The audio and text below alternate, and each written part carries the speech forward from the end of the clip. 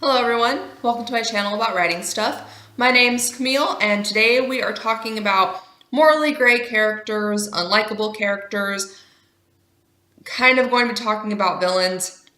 I really just want to kind of discuss these different sorts of people and how to create them and incorporate them into your fantasy novel.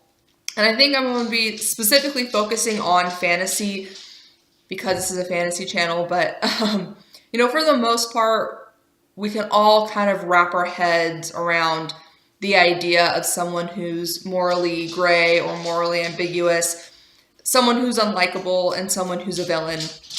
But anyways, oh, hi puppy. People talk about this all the time. There's a big thing in media now where people love the anti-heroes. They love the bad guy who is the hero of his own story, so he's bad, but it's his story, so he's not really bad, he's the protagonist, etc., etc. And it really comes down to, you say moral, so if someone's morally gray, the first thing you need to establish is what are the morals of your world.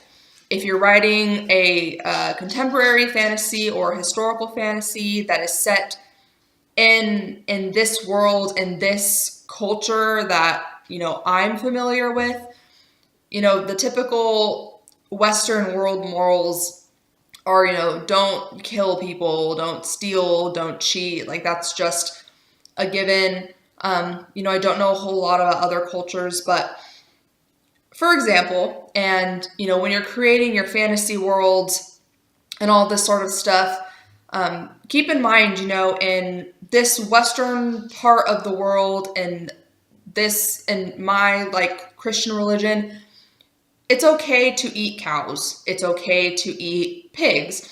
But in other cultures, in other regions, in other religions, eating cow or eating pork is considered terribly immoral. That is not moral. So someone in that culture who does eat cows or pork or, kills these animals, whatever, would be considered immoral. And that's something to keep in mind when you're building your fantasy world. So that's something to keep in mind if you're writing a story not set in a culture that you are very familiar with. Morals change from society to society. And, it's easy to say that, murder and cheating and stealing are all immoral things, but I challenge you to take that a step further. You can create a society in a fantasy world where murder is okay, or where cheating or stealing or these sorts of things are actually considered okay and other things are considered immoral. Whatever, just play around with that idea. But it's, people say morally gray characters, and a lot of the times it is the character who kills someone for revenge. So the reader empathizes and says, I wouldn't kill someone for revenge, but I understand. And that right there, that's the sweet spot. But it doesn't have to be just murder, You can have a character do anything that is morally reprehensible, but if they have a solid reason, and that solid reason can make the reader say, okay, this is a bad person, but I understand why. That's what you want. That's what you want to hit. And it, like I said, doesn't have to be murder. It can be anything from this person's a con artist, this person is a thief, this person is that, this person is this. Where I have a problem with this morally gray character idea is people say, oh, it's a morally gray character, and then they are kicking puppies and are just assholes and douchebags to everybody for no reason. That's not a morally gray character, because that has nothing to do with morals. That has to do with their personality. And that's really important. If you are intentionally trying to make this morally gray character, establish what the morals in the society are, and then establish what your character's morals are in their life and circumstances. Let's say you have a character where his daughter was kidnapped and killed So, or his family, Punisher, right? Everyone loves Punisher because these people came and killed his family and he's just out getting revenge. We can understand that, even though we wouldn't necessarily agree, we would understand that. And yet the Punisher is not an asshole. He is a genuinely nice person. He cares about people, all these sorts of things. And if he does come off as an asshole, it's because he doesn't want anyone else to get hurt. It's because he's trying to keep to himself so that what happened to his family doesn't happen to anyone else. I feel like I'm rambling, but yeah. So it's understand the moral center of this society or this religion or whatever, and then understand the morals of your character. But don't make them assholes. Don't make them like douchey or say or do stupid stuff, because that's not the point here. Morally gray just has to do with morals. Now, when you get into this idea of unlikable characters, that's when you can start making them assholes. But there's a big sort of trope around that too. You have a character that you want to be unlikable. So people will say, oh, well, I'll make him racist or sexist or a bigot or whatever. And it's just, people can be unlikable without you as the author taking it to like the max, because sure, there are people out there who are just complete garbage. Like, we don't want anything to do with them. But most people, how do I put this? Take a psychology class, but it's, most people are raised in a certain way, and certain people are raised in a way where characteristics like selfishness and being inconsiderate is kind of part of their survival mode. I've come to learn a lot of the assholes that I know sort of had this upbringing where they had to be selfish to get the things that they needed, etc., etc. So they go into their adult life basically seeming like assholes because they have learned these traits. They have learned to be inconsiderate, to be selfish, to be mouthy or whatever. But yeah, so that's my big tip for if you want to write a true unlikable character, you don't need to bring them up here. Literally, if you just make them selfish and inconsiderate, that character will be unlikable. But what this whole thing, and then villains. I'm not really going to talk about villains because this idea of villain in media is just, bad guy doing bad things to do bad things.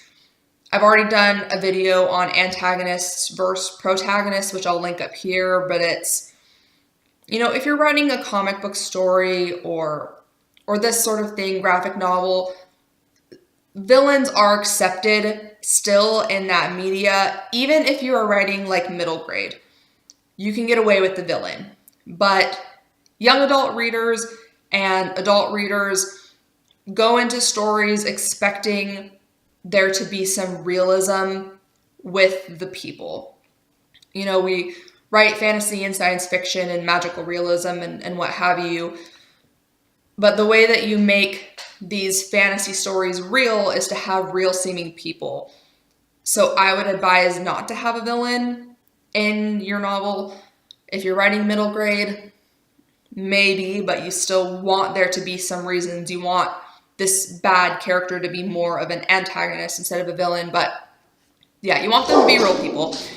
So, my dog must see a squirrel. So the thing with this morally gray character, unlikable character, you don't need to put everything about this character's backstory into the book, but you as the author need to know why this character is selfish. Were they raised in a way that they grow up needing to be selfish?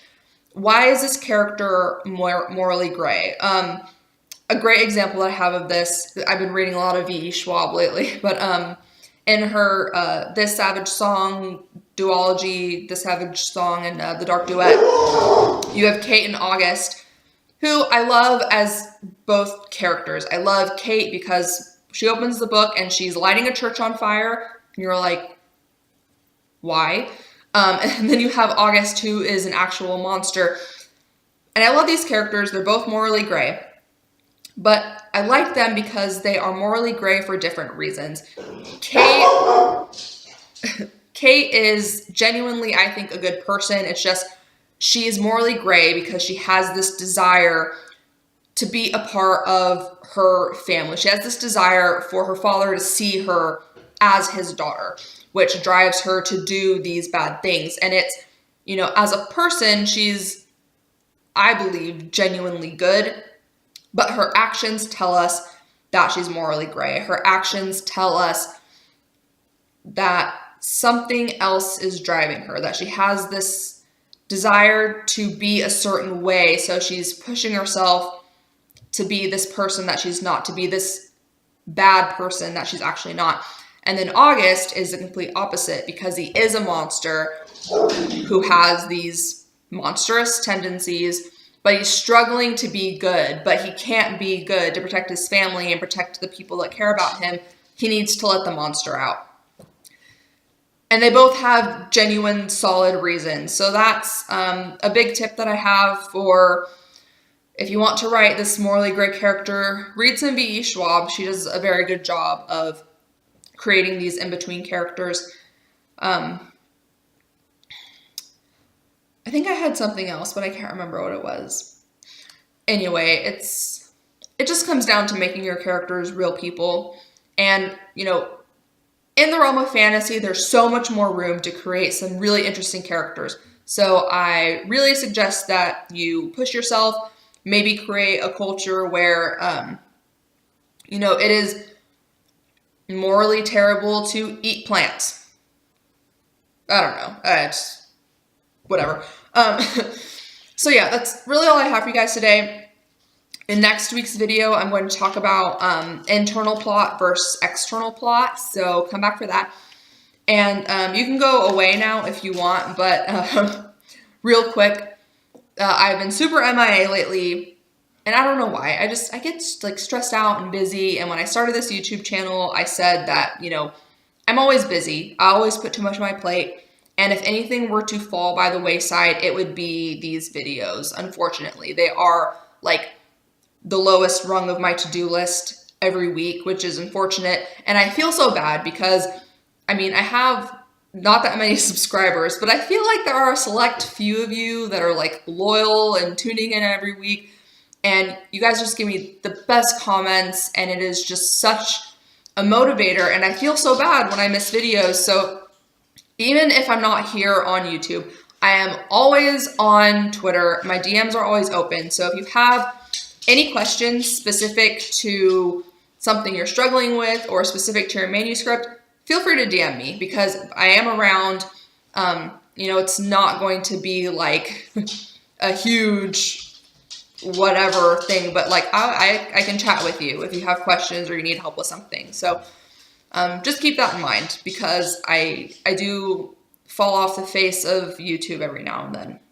It's going to happen, unfortunately. So yeah, but that's all I have for you guys today. Like I said, internal and external plot talk next week. So I will see you guys then. But for now, you should be writing stuff.